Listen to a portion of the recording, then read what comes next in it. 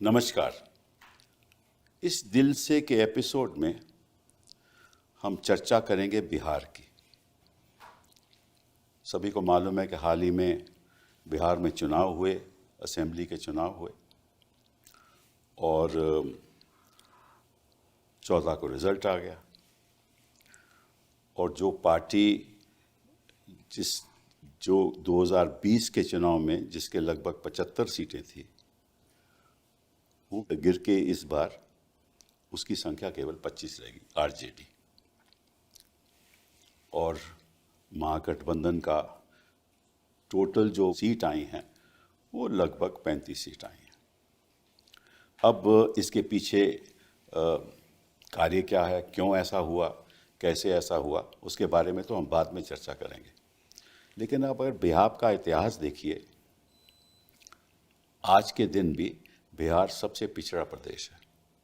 गरीबी देखो तो सबसे ज़्यादा, शिक्षा से संदर्भ में सबसे पीछे, स्वास्थ्य के संदर्भ में सबसे पीछे।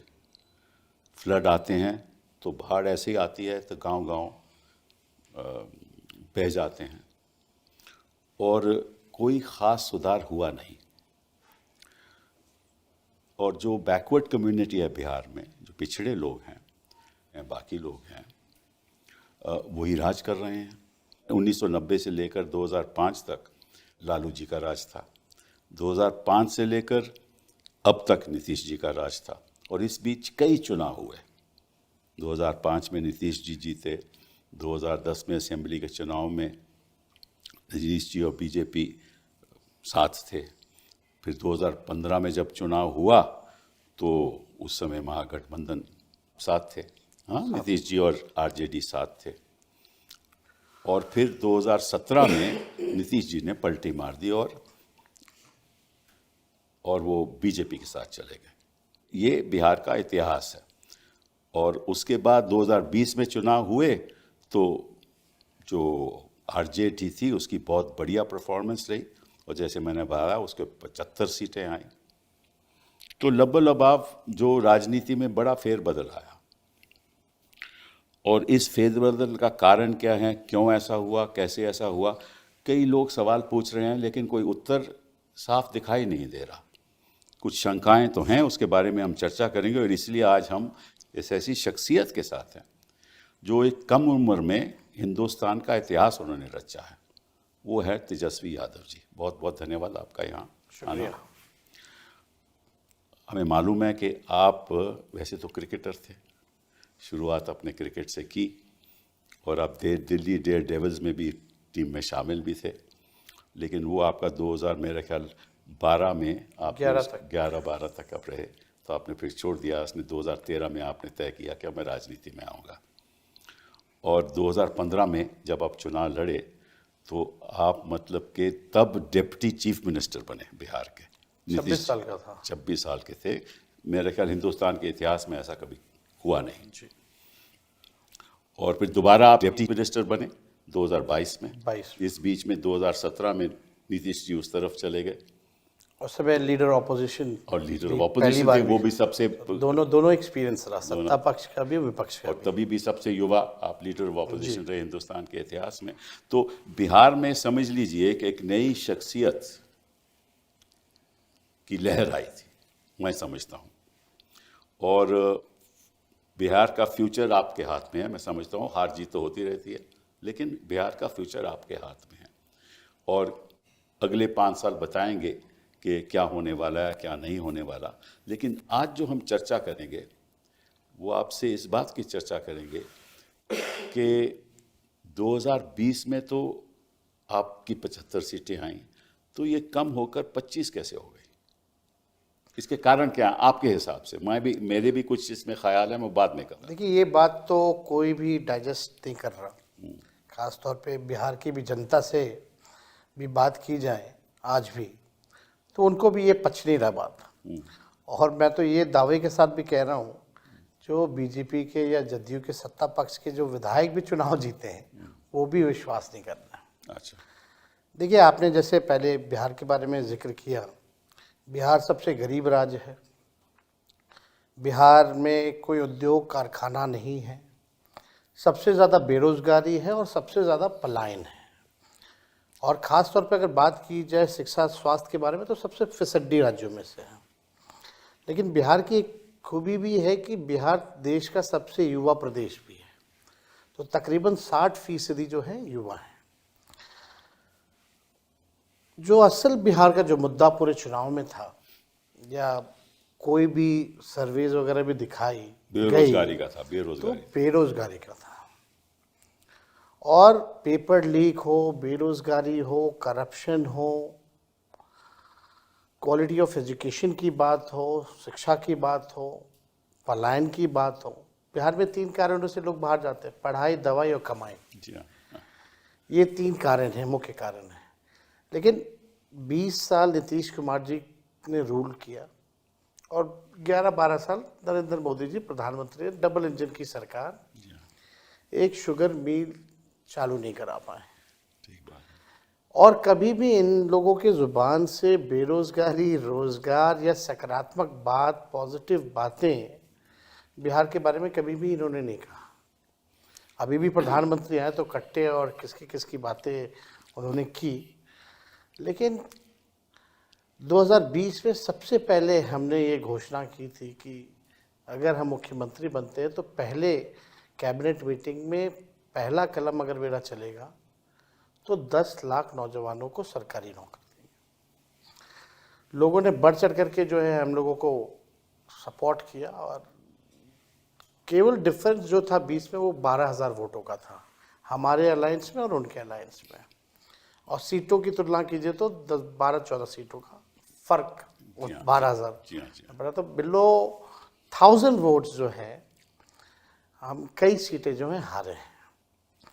और लेकिन जब हम 22 में दोबारा बने, आपका परसेंटेज 23% था उस समय भी। उस समय भी वोट हाईएस्ट परसेंट। सबसे ज़्यादा हाईएस्ट 23% हम ही लोगों था का उस समय भी हाईएस्ट था। तो उस समय 19 जो लोकसभा के बाद और उसमें लगभग 8 से 10% हम लोगों ने कवर किया था, जी हाँ, अगर 19 की बात की जाए तो।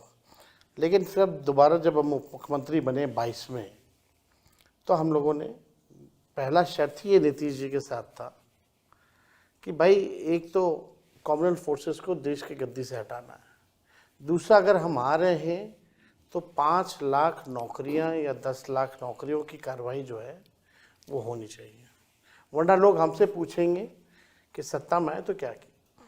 और पहली बार आरजेडी ने नीतीश कुमार जी के साथ रहते हुए एजुकेशनल डिपार्टमेंट भी लिया और वहाँ से तकरीबन हम लोगों ने कई नौकरियों जो है, लगभग उस दौर में 5 लाख नौकरी हम लोगों ने दी, 3.5 लाख नौकरियां प्रक्रियाधीन कराई।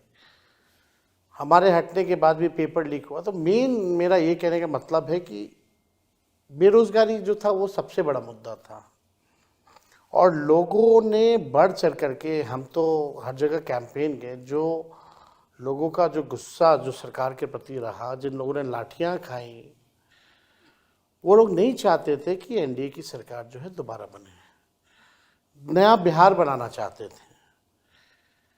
ऐसा बिहार जो पढ़ाई, दवाई, कमाई, सिंचाई, सुनवाई और कार्रवाई वाली सरकार हो। लेकिन आपको एक शब्द में हम बता देंगे क्योंकि कि अभी चुनाव में आपका हुआ क्या। उस बात का जवाब नहीं आया कि क्यों आप समझते हो कि ये आप हम ये कह सकते हैं कि लोकतंत्र हारा है, मशीनरी जीती है। लोकतंत्र हारा है, मशीनरी जीती है। मशीनरी जीती है। अच्छा, वो मशीनरी के कई पहलू हो सकते हैं। देखिए उसके मतलब जो चीज़ें जो उम्मीद लगाई जा सकती है कि भाजपा और ये लोग करेंगे, उन लोगों ने कोई भी चीज़ छोड़ा नहीं इस चुनाव में करने से। आप देखिएगा जो भी योजनाएं, हमारा जो विजन था, सबसे पहली बार चुनाव में से पहले हमने अपना विजन रखा था कि पेंशन हम बढ़ाएंगे, माई बहन मान योजना भी लाएंगे। ये सारी चीज़ों को देखिएगा तो सरकार ने उसको इम्प्लीमेंट किया। और ये 20 साल से इनको याद नहीं आ रहा था कि 400 से भी पेंशन बढ़ाना है। जब हमने कहा तब इन लोगों ने जो है वो इम्प्लीमेंट जो है किया। लेकिन चुनाव के कोड ऑफ कंडक्ट के 10 दिन पहले 10-10 हज़ार रुपये बांटे गए। यानी वैसे अलग अलग योजनाओं के तहत लगभग 40,000 करोड़ रुपए जो हैं पूरे बिहार में लोग सीधे जो है बांटे गए। आप ये कह सकते हैं कि रिश्वत दी गई है पूरे चुनाव में। लेकिन अभी भी ये बात नहीं समझ में आ तो रहा। फिर आप समझते हो कि ये इस पैसे की वजह से और इस सॉर्ट ऑफ जो राहत दी गई, मतलब एक तो जो 10,000 स्कीम है, तो 1,40,00,000 महिलाओं, किसानों को भी दिया गया, किसानों को भी दिया वृद्धा गया, पेंशन, सामाजिक सुरक्षा पेंशन के तहत भी दिया गया, और जीविका ये दीदियों को भी दिया गया, सबको दिया महिला रोजगार जो योजना है गया। जी हाँ, उसके हवाले जो है पैसे जो है जिस दिन वोटिंग पड़ रही है उस दिन भी खाते में आ रहे हैं। जी हाँ, ये वो तो ठीक है। तो तो आप समझते हो कि इस वजह से लोग प्रभावित हुए? मेरे ख्याल से ये अगर आप डेटा अगर आप देखेंगे तो बड़े इंटरेस्टिंग डेटाज हैं। हमारा वोट बढ़ा है, मतलब हमें थोड़ा सा, हमारा 23% आपका परसेंटेज वही रहा है, थोड़ा सा बड़ा भी है। लगभग 32 लाख वोट हमारा बढ़ा है जी हाँ, पिछले चुनाव के मुकाबले। जी हाँ, जी हाँ, तो बढ़ा है तो मतलब हमको औरों का भी वोट मिला है, सबका वोट मिला जी है। हाँ, जी हाँ। यानी अगर पूरी गठबंधन की बात की जाए तो 1,90,00,000 वोट हम लोगों को जो है मिले हैं। जी हाँ। अब ये बात ये समझ में आ रहा है कि भाई डेटा अगर आप देखें तो बैलेट में जो पोस्टल बैलेट जो वोटिंग वो होती है, उसके बाद में अभी चर्चा करेंगे। जी। बट वोट आपका बढ़ा है, इसमें कोई शक नहीं, वोट बढ़ा है एकदम। इसमें शक नहीं। आपका परसेंटेज भी 23% रहा है और बीजेपी का लगभग मेरा ख्याल 20% है और नीतीश बाबू का थोड़ा 18% है। वो तो हमें मालूम है, लेकिन अगर उनका मिला लिया जाए तो उनकी जो परसेंटेज है आपसे कहीं ज़्यादा है। तो लोग ये भी कह सकते हैं कि ठीक है, आप 23% रहे, आप रहे, बाकी लोगों से आपको वोट नहीं मिले। ये एक विषय हो सकता है और जिस पे चर्चा हो सकती बट है। ये भी एक है ना कि 20 साल पुरानी जो सरकार है वो, हाँ, वो भी ठीक है आपकी बात। और उसकी एंटी इनकम्बेंसी जो है 16% वोट उनको बचाने के लिए नहीं पड़ रहे। कभी भी अगर देखा गया है, अगर वोट की परसेंटेजेस बढ़े हैं तो वो बदलाव के लिए जैसे वोट पड़े हैं। बट अब बात पोस्टल बैलेट पे आती है। देखिए, जो पोस्टल बैलेट होते हैं उन्हीं लोगों के होते हैं जो सरकारी नौकरियों में हो, ठीक है ना, कोई शिक्षक इंस्पेक्टर होते हो, हैं, शिक्षक होते जो हैं, सर्विस में या होते सर्विस हैं, के लोग होते हैं, जो आर्मी ऑन में, ड्यूटी हाँ, ऑन इलेक्शन ड्यूटी, में लगना ठीक है होता ना, तो उनके और ये पढ़े लिखे लोग होते हैं। जी। तो मैं देख रहा था, यहाँ आंकड़ा देख रहा था कि अगर वहाँ देखा जाए तो शुरुआत में जो पोस्टल बैलेट के वोट पड़े हैं वो लगभग समझ लीजिए सबसे ज़्यादा आपको पड़े हैं। और उसको अगर हम कंस्टिट्यूएंसी में बदलाव लाएं तो 243 कंस्टिट्यूएंसीज में से 143 कंस्टिट्यूएंसी में आप लीड कर रहे हो जी।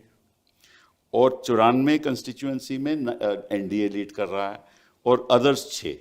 मतलब कि जो पढ़े लिखे लोग हैं वो बदलाव चाहते थे, ठीक है, और जो गरीब लोग हैं जो आपके साथ थे, ये नतीजा ये बतलाता है कि वो बदलाव नहीं चाहते थे। तो ये तो एक अद्भुत सी बात नहीं, है। मेरे ख्याल से बदलाव सब चाहते थे। अगर आप देखें तो ईवीएम बदलाव नहीं चाहता था, बैलेट बदलाव चाहता था। तो आप समझते हो कि ईवीएम में कोई गड़बड़ी है? देखिए, कोई वैसे साइंटिफिक प्रूफ नहीं है, लेकिन I can sense, I can smell कि अदृश्य शक्तियां जो हैं उन्होंने अपना काम किया।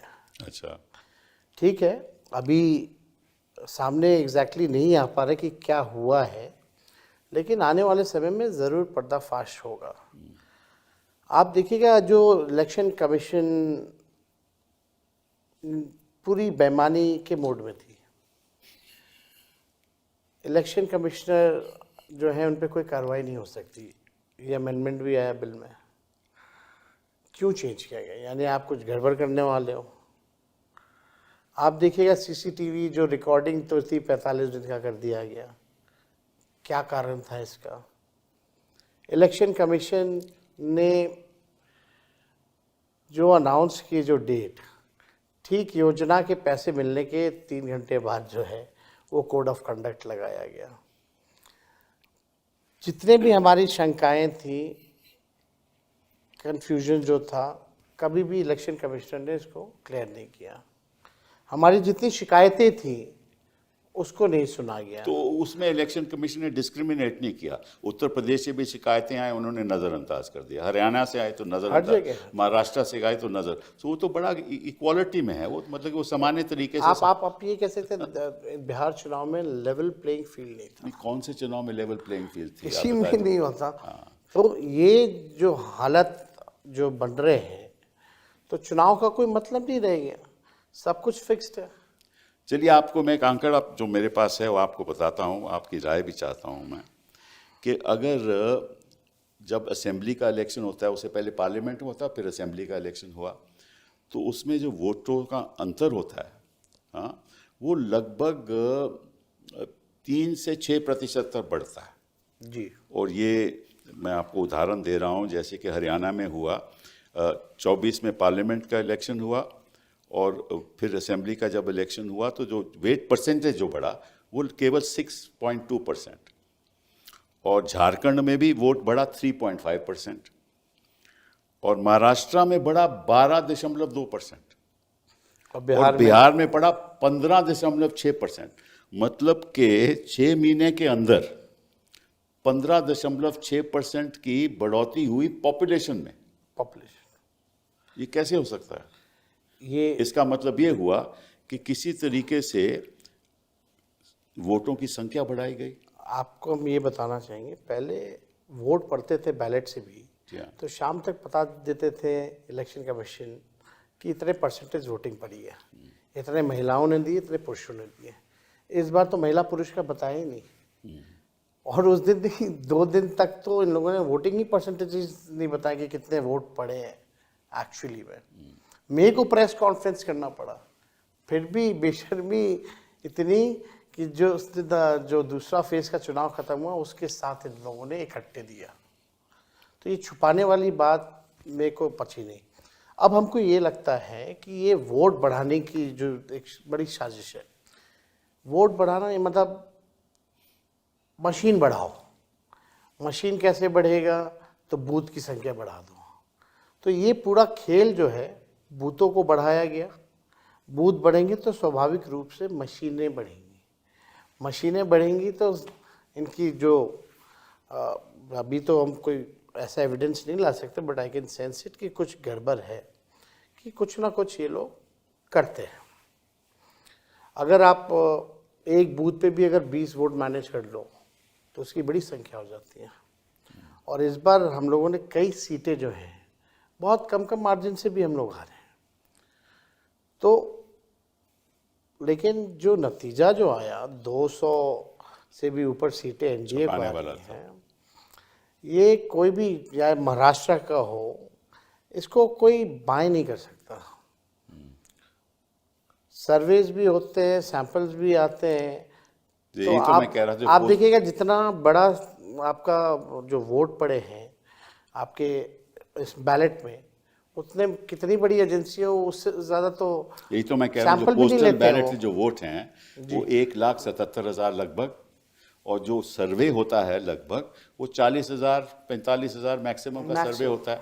तो अगर सर्वे कहता था, सर्वे भी यही नहीं कह रहे थे कि इनकी 202 सीटें आएंगी 243 में, ये सर्वे भी नहीं ये कह रहा था। लेकिन अगर आपका सैंपल पोस्टल बैलेट पर 1,77,000 है, जो सर्वे जो करते हैं उनसे कहीं ज़्यादा है, तो नतीजे हैं वो उस तरीके से आए क्यों नहीं।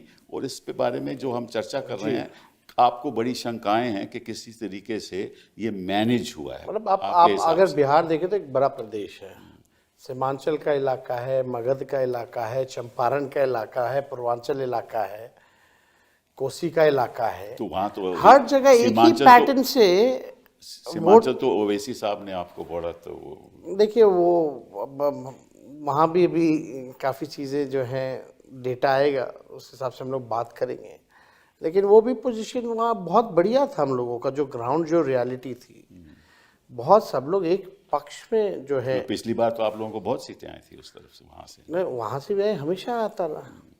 खैर जो भी बातें हैं, सीट तो हम कह सकते हैं कि ये पूरा चुनाव जो है बड़ी बेईमानी हुई है, और जैसे हमने पहले भी कहा कि मशीनरी की जीत हुई है। तो मशीनरी, बिहार में जब चुनाव तो इकलौता राज्य होता है। मैं आपको एक उदाहरण देना चाहता हूँ, जो मैंने खुद एक प्रेस कॉन्फ्रेंस की थी और शायद आपने देखी भी हो कि हरियाणा से कुछ स्पेशल ट्रेन चली थी। स्पेशल। तो जो सवाल उठाए गए कि भाई आप स्पेशल ट्रेन क्यों चला रहे हो, क्योंकि सीधे वो बिहार जा रही थी, हरियाणा से बिहार जा रही थी। तो चुनाव आयोग ने ये बताया और रेलवे मिनिस्ट्री ने बताया, और जब हमने सवाल उठाया कि भाई ये ऐसा है कि ये सडन अनशेड्यूल जब रश हो जाता है तो फिर हम अनशेड्यूल्ड ट्रेन चलाते हैं ताकि लोगों को तकलीफ ना हो। तो जो चुनाव जो था, आपको मालूम है कि 6 तारीख का चुनाव था और छठ पूजा 28 को ख़त्म हो गई थी, अक्टूबर को, ठीक है ना। और इन्होंने कहा कि छठ की वजह से, फिर हमने सवाल उठाया कि भाई छठ तो 28 को ख़त्म हो गई, लेकिन ट्रेन तो 3 तारीख को चली, 3 नवंबर को चली। Exactly. और उसमें जो वीडियो दिखाया गया उसमें लोगों ने ये कहा कि सैनी साहब ने हमें हरियाणा से भेजा है बीजेपी को वोट करने के लिए, और वो वीडियो हैं, चुनाव आयोग के पास वो वीडियो हैं, हमने उसको पब्लिकली डिस्प्ले किया। और ऐसी ट्रेन 4 चली, हर ट्रेन में 1500 लोग थे, मतलब कि 6000 लोग हरियाणा से बिहार जा रहे हैं। और खर्चा सरकार बीजेपी कर रही थी, ये भी उन्होंने कहा कि बीजेपी खर्चा कर रही है, हमें पैसा उन्होंने दिया है और हम वोट बीजेपी को करने जा रहे हैं। ये चुनाव आयोग के सामने प्रूफ था। ना रेलवे मिनिस्ट्री ने कुछ उसके बाद कहा, ना चुनाव आयोग। अगर एक ही जगह से ऐसी ट्रेन चली हो तो मालूम नहीं कितनी जगह से कितनी ट्रेन चली। छठ पे रेलवे मिनिस्टर ने घोषणा की थी कि 12,000 स्पेशल ट्रेनें चलाएंगे। अब पता नहीं डेटा कहाँ से लाते, 14,000 तो ट्रेन ही है पूरे देश में। अच्छा। और 12,000 जो है उन्होंने घोषणा की थी छठ में स्पेशल जो है वो ट्रेनें चलेंगी, और चली नहीं। लोग जो हैं टॉयलेट में ठूस ठूस करके आए, वो भी वीडियो है। अच्छा। और ये ठीक चुनाव से पहले ये ट्रेन जो है, जैसे आपने कहा, वो एकदम सत्य बात है। और केवल एक शहरों से ही नहीं, यही तो ना, कहीं से भी, बॉम्बे से, साउथ से, आपका कई जगहों से, नॉर्थ ईस्ट से, जहाँ भी बीजेपी की सरकार रही है वहाँ वहाँ ये काम जो है किया गया। तो इन लोगों ने किया है। अब बाकायदा उनको भाजपा का पट्टा दे करके, जी हाँ, खुद भाजपा के नेताओं ने कहा कि हमने टिकट कटवाया, पार्टी ने कटवाया है, लौटने का भी कटवाया है। चलिए मान लीजिए कि इतने लोग बाहर से आए, तो या तो खुद बीजेपी के लोग थे या पलायन की वजह से वो बिहार के वोटर थे। 2 ही बातें हो सकती हैं ना। तो अगर तो पलायन की वजह से बिहार के वोटर थे तो आके उन्होंने वोट किया। देखिए, और अगर बीजेपी के वर्कर थे तो बहुत ही गंभीर बात है। ये तो है। लेकिन आप ये बताइए कपिल सर कि जो लोग बाहर पलायन करने गए हैं वो लोग आकर के बिहार में इसलिए वोट देगा ना कि क्योंकि हमको बिहार छोड़ के ना जाना पड़े अगली बार से, या इसके लिए वोट देगा कि इनकी वजह से वो बाहर गए। जो भी मजदूर, जो भी पढ़ाई के लिए या दवाई के लिए, कमाई के लिए अगर बाहर जा रहा है, अगर वो वोट करने आता है तो वो बदलाव के लिए वोट करेगा, ताकि पलायन रुके, बेरोजगारी खत्म हो, उनको अच्छी शिक्षा मिले, अच्छी चिकित्सा मिले। ये तो ये बात सही है, पर लॉजिक एक समझ इसमें में और आया। मुद्दा है, इसमें और मुद्दा है कि अगर तो वो बिहारी है जो यहाँ वोट करने आ रहा है तो पहले वो छठ पे आएगा, छठ पे आएगा ना, छठ पे। तब तक तो वो वहीं होगा। एग्जैक्टली। तो ये ट्रेन तो 3 तारीख चल रही है। देखिए, दिवाली से लोगों का आना शुरू हो इसका जाता मतलब है। ये तो मतलब है ही नहीं, क्योंकि ये छठ पूजा के लिए तो नहीं आ रहे थे। ये तो 3 तारीख को ट्रेन चली, मतलब कि छठ पे नहीं आए वो, दिवाली सारा लोग का शुरू हो जाता है। ठीक है ना। तो फिर 3 तारीख को जब चली तो इसीलिए आए थे कि भाई, और वो कह रहे हैं बीजेपी को वोट करने आए थे, और चुनाव आयोग चुप है। तो इसका मतलब कि एक साझेदारी है। आपके हिसाब से क्या ये साझेदारी है, जैसे आपने कहा, चुनाव आयोग की, भाजपा की और सत्ता पक्ष के लोगों की, सबकी साझेदारी है? जितनी संवैधानिक संस्थाएं हैं सब आज के दिन में कॉम्प्रोमाइज हो रखे हैं। ये बात हम लोगों ने बार बार हर जगह कहा है। अल्टीमेटली ये देश पे लोकतंत्र को ख़त्म करके राजतंत्र लाना चाहते हैं। आरएसएस का एजेंडा ये लोग जो है लागू करना चाहते हैं। ये डेमोक्रेसी को एकदम ख़त्म करके संविधान को बदलना चाहते हैं। कुछ लोग कहते हैं, मुझे नहीं मालूम, कुछ लोग कहते हैं कि प्रदेशों पे अगर ये हावी हो जाएं और अगर इनकी सरकारें बन जाएं तो निश्चित रूप से इनको 2/3 बहुमत मिलेगी ताकि संविधान बदल सके, और संविधान बदल लेंगे तो फिर ये कुछ भी कर सकते हैं। लेकिन एक और बात पे हम चर्चा शुरू करना चाहते हैं, वो है SIR पे, स्पेशल इंटेंसिव रिवीजन, जो इन्होंने तय किया कि हम करेंगे। तो आपको मालूम है कि स्पेशल इंटेंसिव रिवीजन एक ऐसा रिवीजन होता है जो नए तरीके से वोटर की जानकारी पता चले, मतलब पुराने लिस्ट को अलग करके नया लिस्ट बनाया जाए। और उसके लिए आप हाउस टू हाउस सर्वे आपको करना पड़ता है, लेकिन इन्होंने वो तो किया नहीं। इन्होंने एक इनोमिनेशन फॉर्म दे दिया और कहिए कि आप इसमें भर दीजिए, और जिसके इलेक्टोरल रोल में 2003 के इलेक्टोरल रोल में जिसका नाम है उसको भी भरना पड़ेगा। अगर नहीं भरेगा तो फिर उसका नाम वोटर लिस्ट से कट जाएगा और उसको दोबारा अप्लाई करना पड़ेगा कि वोटर लिस्ट में मेरा नाम आए, ठीक है ना। तो ये विरोध हम वकीलों ने भी किया, कोर्ट ने सुनवाई भी की और अभी बात चल भी रही है। तो इससे हुआ क्या कि कई लोगों के नाम, लाखों लोगों के नाम कटे भी गए, और किसके नाम कटे इसकी जानकारी अभी आपको भी नहीं है, हमें भी नहीं है। और जानकारी कैसे मिले वो तो वक्त लगेगा। इस बीच तो नई सरकार बन गई, तो ये भी एक और तरीका था कि 2 महीने में इसको कराओ, और सभी को मालूम है कि 2 महीने में ये हो नहीं सकता। तो ये भी एक साझेदारी थी आपके हिसाब से। आपको याद है जब ये अनाउंस किया गया कि बिहार में SIR जो है लागू की जाएगी, उसके 2 दिन बाद ही हमने प्रेस कॉन्फ्रेंस करके इसका कड़ा विरोध किया, क्योंकि फरवरी में लिस्ट आया हुआ था और एक सामान्य प्रक्रिया है। जिनकी मृत्यु होती है उनका नाम काटा जाता है, जो 18 साल के ऊपर होते हैं उनका जुड़वाने का वो सालों पर चलता है, कोई ऐसा नहीं कि नया कोई बात है। फरवरी में एक लिस्ट आई हुई थी, और फरवरी और SIR का जो लिस्ट में जो डिफरेंसेस आप देखेंगे, मरे हुए लोगों का या अनट्रेसेबल लोगों का या डुप्लीकेसी की बात अगर की जाए तो बड़ा ह्यूज डिफरेंस था। आप तो सर केस लड़े, यू नो एवरीथिंग, लेकिन हमारा ऑब्जेक्शन ये था कि भाई उस दौरान SIR आप कर रहे हैं जब बिहार में फ्लड है। जो अपना जान बचाएगा, जो अपना घर बचाएगा, कि वो डॉक्यूमेंट जमा कराता चलेगा ब्लॉक ऑफिस। जी हाँ, बिल्कुल सही। तो सवाल तो एक तो टाइमिंग को लेके था, अगर आपको कराना था तो आप लोकसभा के बाद ही ये प्रक्रिया चालू कर देते हैं। और इंटरेस्टिंगली जो सबसे बात जो खटक के आई, कुछ दिन पहले इलेक्शन कमीशन ने ऑल पार्टी मीटिंग बुलाई थी बिहार के लोगों को, इसके बारे में कोई जानकारी नहीं दी। आप कम से कम पॉलिटिकल पार्टियों को लूप में ले लेते, डिस्कस कर लेते, और हम लोग भी सहयोग करते हैं। 2 महीने में ऐसे कि इतनी गहराई से कभी हो ही नहीं सकती। बिहार में ऐसे डॉक्यूमेंट जो SIR के लिए जो 11-12 जो डॉक्यूमेंट जो मांगे जा रहे थे, 11-12, वो आप समझिए कि उनके पास है ही नहीं। कैसे होंगे? जो गरीब हैं, वो कैसे होगा? गरीब के पास तो पासपोर्ट होगा नहीं। और जो गरीब आदमी है जिसके पास सरकारी नौकरी नहीं है तो उसका पेंशन का कोई वो नहीं होगा, कुछ भी नहीं होगा। तो ऐसे डॉक्यूमेंट मांगे। आप लोगों ने लड़ाई लड़ी तो कम से कम आधार कार्ड जो इंक्लूड हुआ। एक इंटरेस्टिंग बात बताऊं, बड़ी इंटरेस्टिंग बात है। 1919 में और 1935 में जो एक्ट बने, 1919 एक्ट और 1935, 1935 में, उसमें ये कहा गया कि इन लोगों को वोट देने का हक है। वो कौन लोग थे?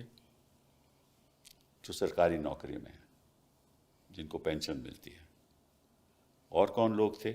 जिनके पास घर है, मकान है। तो जो मतलब के एलिटिस्ट लोग थे, जिनके पास दस्तावेज थे, उन्हीं को वोट देने का हक था। तो ये इन्होंने जब कहा कि आधार को हम नहीं मानेंगे, और ये जो उन्होंने कैटेगरीज दी कि पासपोर्ट वाले लोग, पासपोर्ट वाले तो वही लोग हैं जो बाहर जाते हैं, जिनके पास पैसा है। फिर पेंशन वाले लोग जो नौकरी में हैं। इंटरेस्टिंगली आधार को पहले लिंक किया गया था, इलेक्शन कमिशन ने किया था। I know that, duplicacy, but अभी तो विरोध कर रहे थे ना कि आधार फिर बाद में आधार भी मानते नहीं है। मतलब कि जो प्रक्रिया इंडिपेंडेंस से पहले चली आ रही थी कि किन किन लोगों को हक है वोट करने का, वही इंडिपेंडेंस के बाद बिहार में 2025 में हो रहा था। हमने विरोध किया कि बिल्कुल गलत है। ये इंक्लूसिव होना चाहिए। देखिए, इलेक्शन कमीशन का रवैया होना चाहिए कि जितने वोटर ज़्यादा हो उतनी अच्छी बात है। क्योंकि आपको मालूम है, जब गृह मंत्री जी बिहार में पहली बार गए तो उन्होंने क्या कहा कि हम तो ये चाहते हैं कि ऐसा हो, रिवीजन हो, ताकि जो घुसपैठिए हैं एग्जैक्टली जो आए हैं बिहार में उनका वोटर लिस्ट में नाम नहीं होना चाहिए। तो आप बताइए कि इसी एक घुसपैठिए का आपका नाम पता चला? वो तो इलेक्शन कमीशन ने कहीं कैटेगरी में भी नहीं रखा था, नहीं रखा ना। तो और ये ना ही फिर कुछ था। आप देखिएगा, इससे पहले भी झारखंड का चुनाव हुआ, जी हाँ, वहां भी घुसपैठिया ही मुद्दा उठाया गया। बिल्कुल बिल्कुल। अब वहां क्या खत्म हो गया? हाँ, अब यही तो ना। अमित शाह, मोदी जी का ध्यान उधर नहीं जा रहा। करेक्ट। अब बिहार में चुनाव है तो घुसपैठियों की बात की जा रही है। और आश्चर्य लगता है हमको कि इलेक्शन कमीशन जब सुप्रीम कोर्ट में एफिडेविट करता है तब उसमें इसका जिक्र नहीं है, और उसके बाद भी प्रधानमंत्री वहां जाके घुसपैठिया की बात कर रहे हैं। अभी भी शुरू कर दिया अगर उन्होंने। आया है घुसपैठिया तो आपकी 11 साल से सरकार है, बिहार में 20 साल से सरकार है, क्या कर रहे हैं आप लोग? फिर सवाल तो ये अपने ऊपर खड़ा कर रहे हैं। लेकिन इनका तो पुराना ओल्ड फॉर्मूला है, डिवाइड एंड रूल, जो अंग्रेज़ों का था कि आप हिंदू मुसलमान करो, नफ़रत की भाषा इस्तेमाल करो, आप जो है लोगों में, समाज में तनाव का वातावरण पैदा करो। जो मूल प्रश्न है, जो एजेंडा है, पढ़ाई, दवाई, कमाई, सिंचाई, शिक्षा, स्वास्थ्य, सारी चीज़ें, ये सब अलग करो और हिंदू मुसलमान का माहौल बनाओ। और इसमें आज की जो गोदी मीडिया जो है, 70% हिंदू और मुसलमान पे इनका डेली एजेंडा, और इनका डेली जो शाम में जो प्रोग्राम कराते, 70% इस पे रहता है। कभी पढ़ाई के बारे में नहीं, देश के तरक्की के बारे में नहीं, गरीबी के बारे में नहीं। आजकल प्रश्न सरकार से नहीं पूछे जा रहे, विपक्ष के लोगों से पूछे जा रहे हैं, और कार्रवाई भी हो रही है तो विपक्ष के लोगों पर नहीं, हो रही है। अभी तो मैं समझता हूँ कि ये एक नया मॉडल है चुनाव जीतने का, जिसको हम कह सकते हैं नीतीश मॉडल। वो मॉडल क्या है कि 24 जून से लेकर आप अपने सारी जो आपकी जो राहत देने वाली प्लान्स हैं वो अनाउंस कर दो आप, और लोगों को पैसा देते जाओ, चाहे वो सामान्य प्रशासन विभाग का हो, ग्रामीण विकास विभाग का हो, श्रम संसाधन विभाग का हो, शिक्षा विभाग का हो, स्वास्थ्य विभाग का हो, कृषि विभाग का हो, खाद्य उपभोक्ता विभाग का हो। मतलब कि सारे लगभग जो भी कर सकते हैं इन्होंने कर दिए। जैसे आपने कहा कि 40,000 करोड़ के इन्होंने राहत दी। और बड़ी इंटरेस्टिंग बात यह है कि 3 अक्टूबर 2025 में स्वास्थ्य विभाग और शिक्षा विभाग में इन्होंने एक अजीब गजब सा इन्होंने फैसला लिया। वो ये है कि जो ANM का मानदेय 11,500 से बढ़कर 15,000 कर दिया, और शिक्षा सेवक तालीमी मरकज 340 से बढ़कर 12,000 कर दिया। अलग से सहायता ऋषि 10,000, मतलब कि जो 340 से 12,000, सहायता ऋषि 10,000। अगर ये घूस नहीं है, और ये किस दिन हुआ? ये 3 अक्टूबर को हुआ, और आपका चुनाव 6 अक्टूबर को है। और इस बीच ये पैसा आता रहा। 20 साल से इनको कुछ नहीं करना था। हाँ, इनके तरह लेकिन नीतीश मॉडल ये हुआ कि आप 5 साल कुछ ना करो या 20 साल कुछ ना करो, और 3 महीने पहले ये सारी पैसे बांट दो, और अपनी ये 10,000 स्कीम से लोगों की महिलाओं इस बार 10,000 बटा, अगली बार 20,000 कर दो। तो मतलब कि ये इस मॉडल से देश चलेगा आपके हिसाब से? देखिए, ये तो अद्भुत है। ठीक है, मैं ये मानता हूँ कि पहले सामाजिक न्याय का दौर था, अब आर्थिक न्याय का दौर है। तो आर्थिक न्याय का दौर में आप नौकरी की व्यवस्था करिए, आप कारखाने लगाइए, उद्योग लगाइए, शुगर मिल चालू कराइए, पेपर मिल, जूट उसके मिल लिए तो चालू पैसा कराइए। नहीं है ना, उसके लिए तो पैसा ही नहीं है। वो करना ही नहीं है इनको। ये वो तो कहते थे कि भाई अगर ऐसा करेंगे तो फिर लोग बाहर से जाकर कमाई कैसे लेंगे। पहली बार प्रधानमंत्री गए थे मोतिहारी, तो बोले यहाँ की चीनी का मिल हम चालू कराएंगे और उसी चीनी का चाय पियेंगे। 11 साल हो गया, पता नहीं। अगर प्रधानमंत्री अपने पुराने भाषणों को देखे तो उनको शर्म आना चाहिए बिहार आने में, जो बातें उन्होंने की है। तो अब पूरा सिस्टम आप देखिएगा, कोई जैसे पहले भी हमने कहा कि पूरे देश में ही अब ऑपोजिशन के लिए जो लेवल प्लेइंग फील्ड नहीं रह गया। इलेक्शन कमीशन उनके साथ है, मीडिया उनके साथ है, पूंजीपति उनके साथ है, सारी कॉन्स्टिट्यूशनल इंस्टीट्यूशंस उनके साथ हैं, जितने अधिकारी जो हैं। अब इसका यही मतलब है ना कि भाई आपने 10,000 आपने एक रिश्वत के तौर पे दिया वोट लेने के लिए, अब 5 साल ये भ्रष्ट अधिकारी और नेता जो भ्रष्ट हैं वो अब रिश्वत लेंगे। सही बात है, यही होना है। भ्रष्टाचार आप सीएजी की रिपोर्ट में आप देखिए 71,000 करोड़ का कोई हिसाब किताब नहीं है, इस पे कोई चर्चा नहीं हो रही है। कितने बार हमने सदन में, चुनाव जीतना, मीडिया में इस बातों को हम लोगों ने उठाया। मीडिया कुछ जो नहीं सृजन घोटाला हुआ, ऐसा घोटाला पूरे देश में नहीं हुआ है। बड़ा इंटरेस्टिंग है, सरकार का खजाना सरकार के पास ही रहता है, सरकार के खाते में रहता है। ये सरकार का पैसा एक एनजीओ जो नकली बैंक बना करके रह रही थी उसके खाते में था। अच्छा, और जब सरकार को जरूरत पड़ती थी तो उससे ये लोग लेकर के पैसा वो करते थे, लेकिन उस घोटाले का भी कुछ नहीं हुआ अभी तक। नहीं वो तो घोटाले का तो, क्योंकि ऐसा है ना कि भाई जो इनके पक्ष में है उनके तो कार्रवाई तो होगी नहीं। लेकिन मैं एक बात सोच रहा था कि जो उत्तर प्रदेश के चुनाव में 2027 में है ना, हाँ है ना, 2027 में, अभी टाइम है, वो अभी तो पहले 2025 बंगाल का फिर, ठीक है ना। तो उसका जो इंटेंसिव रिवीजन है वो अभी क्यों हो रहा है? क्योंकि उसके लिए तो अभी आपको 6 महीने 8 महीने भी आप कर सकते हो, तो उसका आप 2 महीने में क्यों कर रहे हो? इसके पीछे तो कुछ होगा नहीं, कुछ सोच ना होगी कुछ ना, ये लोग कि जल्द से जल्द किया जाए। नए नए चीज़ें जो हैं ये लोग कुछ ना कुछ सोचते रहते हैं, कर रहे होंगे। लेकिन ये जो हिंदी बेल्ट जो है ये इनके लिए सबसे इम्पोर्टेंट है। यूपी, बिहार और आपका बंगाल का जो इलाका है, ये बिहार में आज तक भाजपा अपने बल पे नहीं आई है, तो बिहार तो इनके लिए एकदम टारगेट था ही था। जी हाँ, तो इन्होंने जो करना था वो किया। अभी अगला बंगाल है, बंगाल में भी इसकी जो है शुरुआत की जाएगी।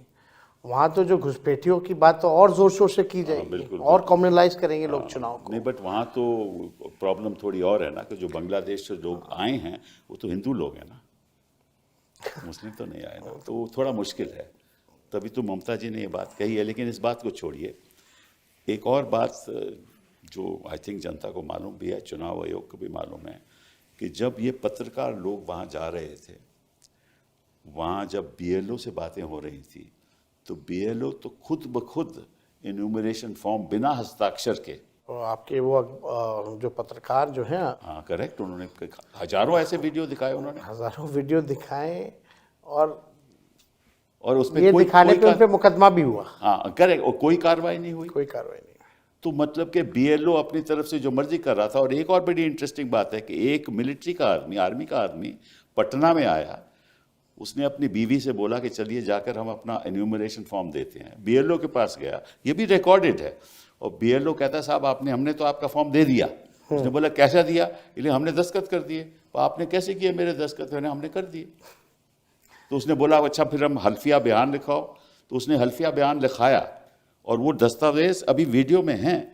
तो ऐसी ऐसी बातें तो हो रही बहुत हो रही थी। और और इसमें आपको मतलब भी कि पता है, ना कोर्ट का ही कोर्ट कार्रवाई। में जो राघोपुर के जिन लोगों को मृत घोषित कर दिया गया जी था, हाँ बिल्कुल, हम लोगों ने जो 10-12 लोग थे कोर्ट में उनको हम पेश लोगों किए। ने भेजा था, आप लोग सब लोगों के पेश सामने। किए गए। तो ये तो स्थिति थी।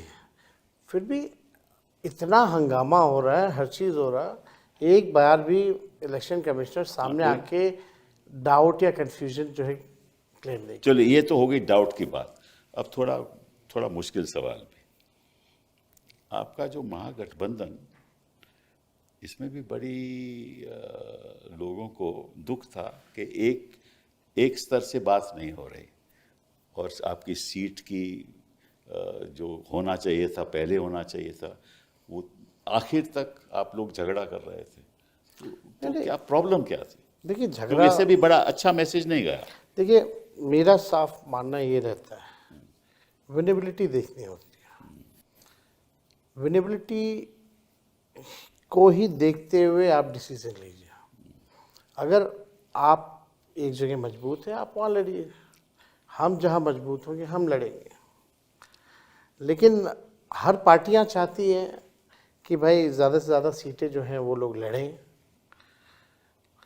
और ये पॉसिबल नहीं हो पाता। और जो महागठबंधन जो बिहार में बेसिकली आप देखें तो वहाँ 6-7 पार्टियां थी, जी हाँ। नंबर भी ह्यूज थे, वो भी टाइम टेकिंग प्रोसेस था। 3-4 पार्टी यहाँ चाहती थी भाई एक सीट पे, आपको उनका भी शुरुआत इंटरेस्ट पहले था। कर देनी चाहिए थी, क्योंकि नहीं, आखिर तक क्यों छोड़ा आप लोगों हम लोगों ने बाकायदा हर चीज़ की शुरुआत की थी, लेकिन कुछ जो सीटें जो 8-10 जो सीटें थी वो फ्रेंडली फाइट में भी थोड़ी वो प्रॉब्लम आ गई। फ्रेंडली फाइट हम लोग जो है वो हम लोग लड़े। हालांकि ये तो हर दूसरी तरफ एनडीए में भी बहुत ही इसकी खिचपिच हुई। उनके लीडर्स ने तो खुल करके ट्वीट भी किया कि हम संतुष्ट नहीं हैं, हमारे साथ नाइंसाफ़ी हुई है, ये भी क्या, लेकिन लोग साथ में थे। फिर अल्टीमेटली ये इतना बड़ा मुद्दा नहीं है। मुद्दा फिर भी ये है कि अगर हम बैलेट में 143 सीट जीत रहे हैं तो मशीन में जाकर के वो ट्रेंड कैसे चेंज हो जाना, उल्टा ऑपोजिट कैसे हो जाना है। मतलब पढ़े लिखे लोग आपको वोट दे रहे हैं तो गरीब लोग आपसे मतलब कि नाराज हैं, यही हुआ ना? सबसे ज़्यादा सरकार में तो गरीब परेशान है, जी हाँ। लाचार है। शराबबंदी के नाम पे आपको हम बताना चाहते हैं, इंटरेस्टिंग डेटा है, 9 लाख जो है मुकदमे हुए हैं, 9 लाख में से लगभग 14 लाख लोग जेल में हैं, और 99% शेड्यूल्ड कास्ट ईबीसी कम्युनिटी के लोग हैं। जी हाँ, करेक्ट, ये बात सही है आप। तो इतने लोग परेशान हैं। आप अगर 14 लाख लोग जेल में हैं तो इक्वल अगर 5 से गुना कीजिए, अगर इस कम्युनिटी के लोग भी जो भोगी रहा है इनका, वो भी जाकर इनको कैसे वोट देगा। चलो दूसरा मुश्किल सवाल वो ये है, ये कहते हैं कि साहब ऐसा है कि जब प्रचार हो रहा था तो लोग कह रहे थे कि हम वो वापस जंगल राज नहीं लाना चाहते, ये कह रहे थे लोग। हाँ, मतलब कि वो देखिए, वो तो शुरू से कभी भी केवल जंगल राज मतलब कि 2000 और परिवारवाद। हाँ, उनको पासवान जी के परिवार चिराग हैं, उनके जीजा जी हैं, एक जीजा जी आयोग में हैं, उनके सब लोग जो हैं चाचा से लेकर के सब लोग जो हैं वो तो बड़े काबिल लोग हैं ना। वो तो मांझी जी के परिवार। इंटरेस्टिंगली आपको हम बता देते हैं, अभी ओथ हुआ बिहार में मंत्रियों का, जो ना एमएलसी है ना एमएलए है, वो ओथ ले रहा है। भाई वो कौन है? तो उपेंद्र कुशवाहा जी का बेटा है। अच्छा। पति एमएलए है, बेटा चुनाव लड़ा नहीं, ना एमएलसी है, फिर भी मंत्री बनाया गया। तो अगर आप देखेंगे तो 60-70% मंत्रिमंडल जो उनका परिवारवादी है। और जितने लोग जीत करके आए हैं, भाजपा ने जो टिकट डिस्ट्रीब्यूशन की है केवल परिवार के लोगों को की है। और आप लीडर उभर के आए हैं और आप पे ऊपर आरोप परिवारवाद का। मेरे अलावा तो और कोई परिवार का कोई लोग व्यक्ति चुनाव नहीं लड़ा इस बार, जी हाँ, केवल हम ही लड़े। खैर वो भी बात नहीं है, लेकिन आप देखिएगा जंगल राज की बात करते हैं तो there has to be some base, है ना। अगर हम डिबेट करें तो आप आंकड़ों से डिबेट कर सकते हैं इफ़ यू हैव डेटा। तो एनसीआरबी के जो डेटा कहते हैं कि 2005 से लगातार जो है क्राइम बढ़े, 70,000 तो 20 सालों में हत्याएं हुई हैं। नहीं, अगर जंगल राज था, चलिए मान भी दीजिए जंगल राज था, तो 2020 में आपको 75 सीटें कैसे मिली? हमेशा सिंगल लार्जेस्ट पार्टी रहे। ठीक है ना, तो अगर तब भी तो जंगल राज था, ऐसा तो नहीं कि 2025 में ही जंगल राज रहा, 2020 में भी था, देन फिर आपको 75 सीटें कैसे मिली? ये देखिए, जनता ये बाय नहीं करती है, ये जंगल राज ये वो, ये बेकार की बात है। हम भी सरकार में थे ना, हम भी मुख्यमंत्री बने, कौन सा ऐसा माहौल खराब हो गया कि महिलाएं घर से नहीं निकलती थी? सही बात है। हम भी राज्य के 5-5 पोर्टफोलियो था मेरे पास। आप ठीक ठाक थे, उनके साथ आप सरकार चला रहे थे, डिप्टी चीफ मिनिस्टर थे, कोई जब मेरे पे केस मुकदमा था तो नीतीश जी ने कहा कि इस पे फर्जी केस है। करेक्ट, बट 2017 में आपका लैंड फॉर जॉब्स आपके खिलाफ हो गया, जब उन्होंने पलटी मार दी। बिहार में पलटी बोलते हैं, इसलिए मैं कोई ऐसी बात नहीं कर रहा, तो बिहारी अल्फाज इस्तेमाल कर रहा हूँ। उन्होंने जब पलटी मारी तो तुरंत आपके खिलाफ केस हो गया, लैंड फॉर जॉब्स। फिर कोई उसके बाद कुछ नहीं हुआ। एक बार दोबारा जब हुआ तो फिर वही केस पे कोर्ट कहने लगा कि आप आइए, आप हाजिरी भरिए, जब चुनाव था। ये तीनों केसेस इंक्वायर्ड होकर के क्लोज हो चुके हैं। फिर भी बार बार ये किया जा रहा है। देखिए ठीक है, तंग कर सकते हैं, और क्या, मशीनरी का मतलब कि दुरुपयोग कर सकते अदालतों का इस्तेमाल करो, पैसे का इस्तेमाल करो, हाँ, और मतलब कि हैं। ब्यूरोक्रेसी भी आप और अपने हिसाब ब्यूरोक्रेसी से का इस्तेमाल करो, उन्हीं लोगों को मीडिया बैठाओ जो मीडिया का इस्तेमाल करो, उद्योगपतियों का इस्तेमाल करो, हाँ, और षड्यंत्र कुछ भी अपनाओ, क्योंकि लक्ष्य यह है कि चुनाव जीतना। बाबाओं का भी इस्तेमाल करो। जितने इनके जो लोग हैं वो भी नहीं छोड़ते ना ये। जी हाँ। खैर इनका अपना काम है, तानाशाही ठीक है कुछ दिन और चलेगी, लेकिन ये हमेशा चलने वाला नहीं है। और हम जैसे नौजवानों को जो है खड़े रहना पड़ेगा। इनके डराने धमकाने से डरना नहीं होगा, इनके लालच देने पे हम लोगों को लालची नहीं बनना पड़ेगा, बल्कि हम लोगों की जिम्मेवारी है इस देश के लोकतंत्र और संविधान की रक्षा करने के लिए। ये कुछ भी करेंगे, हमारे नेता लालू जी ना झुके, ना ये पार्टी कभी बीजेपी के साथ कॉम्प्रोमाइज़ किया, ना तेजस्वी कभी कॉम्प्रोमाइज़ करेगा। हम लोग लड़ने वाले लोग हैं, जीतता वही है जो लड़ता है। ठीक है, समय हमारे साथ है, जनता अन्याय देख रही है, समय आएगा ये सब इनकी जो भावना है देश के संविधान को मिटाने की, एक तरफा राज करने की, इनका सपना ज़रूर टूटेगा। इसी बात से हम आपसे बड़ा शुक्रगुजार हैं कि आप हमारे शो पे आए। बहुत बहुत धन्यवाद। शुक्रिया। नमस्कार।